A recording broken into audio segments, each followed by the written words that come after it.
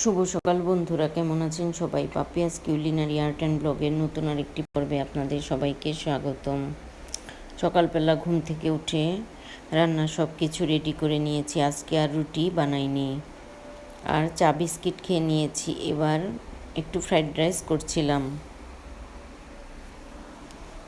আসলে অনেক দিন ফ্রাইড রাইস খাওয়া হয় না, এজন্য ভাবলাম একটু ফ্রাইড রাইস করি।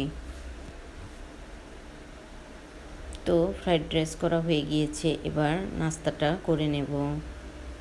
তারপর দুপুরের জন্য রান্নাবান্না শুরু করব। অবশ্য সব কিছু রেডি করা হয়ে গিয়েছে, শুধু রান্নাটাই বাকি আছে।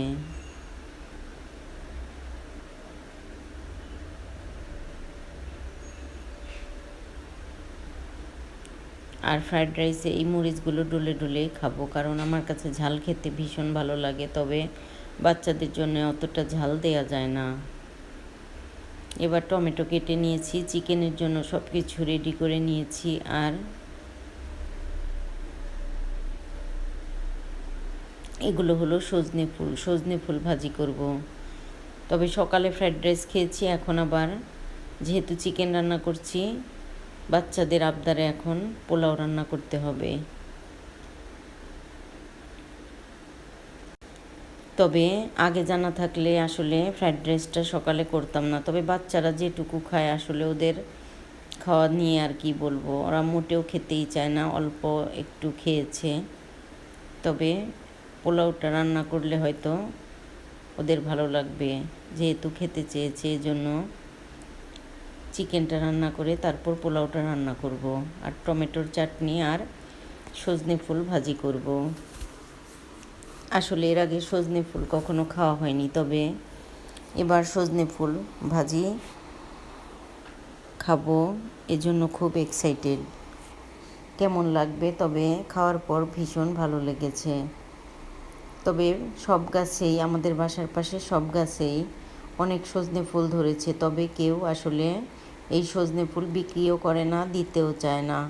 তবে সজনের ভারে গাছ আসলে ভেঙে পড়ে, আর এই সজনেগুলো বিক্রি করে, কিন্তু ফুল আসলে বাজারে কিনতে পাওয়া যায় না। তো এবার চিকেনটা রান্না করা হয়ে গিয়েছে, পোলাওটাও রান্না করা হয়ে গিয়েছে। এবার আমি টমেটোর চাটনিটা রান্না করলাম, তারপর সজনে ফুলগুলো ভাজি করে নিয়েছি, আর চলে এসেছি একটু ছাদে। আজকে অনেক সকাল সকালই রান্না হয়ে গিয়েছে, আর একটু ছাদে আসলাম এজন্য, কারণ আজকে সকাল থেকে একবারও ছাদে আসা হয়নি। আর ছাদে না আসলে একটুও ভালো লাগে না।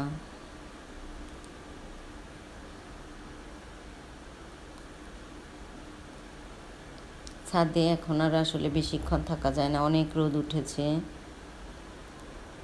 তবে বিকেলের দিকে যখন হালকা রোদ থাকে তখন আসলে তাও একটু ভালো লাগে।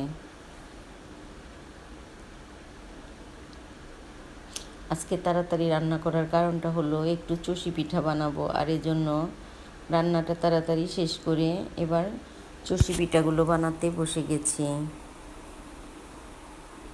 আসলে এই পিঠাগুলো কাটতে অনেকটা সময় লাগে, তবে মন আমাকে অনেক হেল্প করেছে। মন চষি পিঠার এই ছড়াগুলো বানিয়ে দিয়েছে, আর আমি শুধু কেটেছি।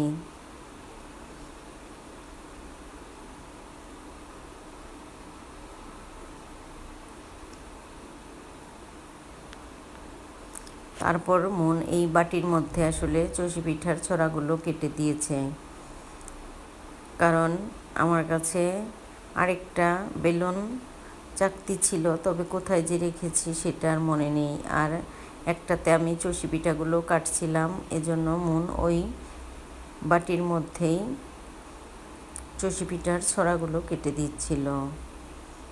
এই পুরো চষির ছড়াগুলোই মন কেটে দিয়েছে। মন খুব আনন্দ করে, শখ করে এই ছড়াগুলো কেটে দিয়েছে। ওর নাকি এই কাজটা করতে অনেক ভালো লেগেছে। আমিও যতক্ষণ বসেছিলাম ততক্ষণ বসে বসে মন এই ছড়াগুলো কেটেছে।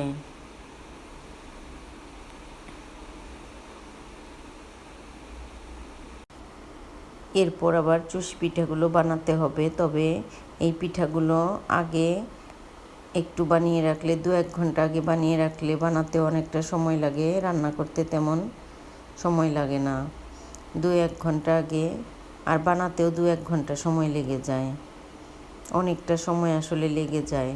আর একটু বেশি করে বানালে একটু চষিও বেশি লাগে, বেশি করে দুধ দিয়ে বানালে চষি বেশি লাগে, এজন্য চষিগুলো কাটতে অনেকটা সময় চলে যায়। তো এবার আমি এক হাতে চষিগুলো কেটে নিচ্ছিলাম। তো বন্ধুরা, আমার আজকের এই ভিডিওটা কেমন লাগলো অবশ্যই জানাবেন। যদি ভালো লাগে তবে একটা লাইক, কমেন্ট, শেয়ার করার অনুরোধ রইল। যারা ফেসবুক থেকে দেখছেন তাদেরকে অনুরোধ রইল আমার ফেসবুক পেজটি ফলো করার। যারা ইউটিউব থেকে দেখছেন তাদেরকে অনুরোধ রইল আমার ইউটিউব চ্যানেলটি সাবস্ক্রাইব করার। ভিডিওটি দেখার জন্য সবাইকে অসংখ্য ধন্যবাদ। এতগুলো চষি নিজে হাতে কেটেছি, আর মন ছড়া কেটে দিয়েছে। এবার এই চষিগুলো একটু রেখে দেব, তারপর দুধটা জাল করেই আছে, তারপরেও আর একটু জাল করে নিতে হবে। এরপর চষি পিঠাগুলো বানিয়ে নেব। তো বসিয়ে দিয়েছি চষি পিঠা।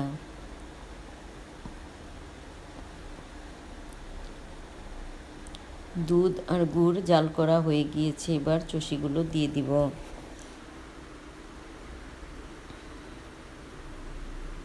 আসলে ভালো গুড় না হলে দুধটা কেমন যেন হয়ে যায়, আর পিঠাগুলো খেতে ভালো লাগে না। তবে আমাদের এই গুড়গুলো অনেক ভালো ছিল, যার জন্যে চষি পিঠাটাও রান্না অনেক টেস্ট হয়েছে।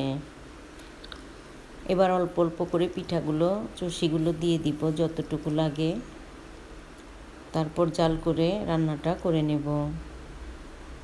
আসলে বছরে একবার হলেও চষি পিঠাটা না খেলে ভালো লাগে না। তবে এই পিঠাটা একটু ঝামেলার, যার জন্য সব সময় করা যায় না, আর এর জন্যই একবারই আসলে বছরে খাওয়া হয়। নতুন গুড় উঠলে আর শীতের সময়ে এই পিঠাটা বেশি ভালো লাগে। তো এভাবে করেই বারবার চষিগুলো দিয়ে দেখছিলাম কতটুকু চষি দিয়েছি আর কতটুকু লাগবে, তারপর জাল করে পিঠাগুলো বানিয়ে নিলাম। তো বন্ধুরা, কারা কারা এই পিঠাটা খেতে পছন্দ করেন অবশ্যই আমাদের বাসায় চলে আসবেন, কারণ এই পিঠাটা আসলে সব সময় তৈরি করা হয় না, শীতের সময়ই তৈরি করা হয়। আর একবার যখন তৈরি করা হয় তখন একটু বেশি করেই তৈরি করা হয়। আর এই পিঠাটা 2-3 দিন ঘরে রেখে খেলে অনেক ভালো লাগে।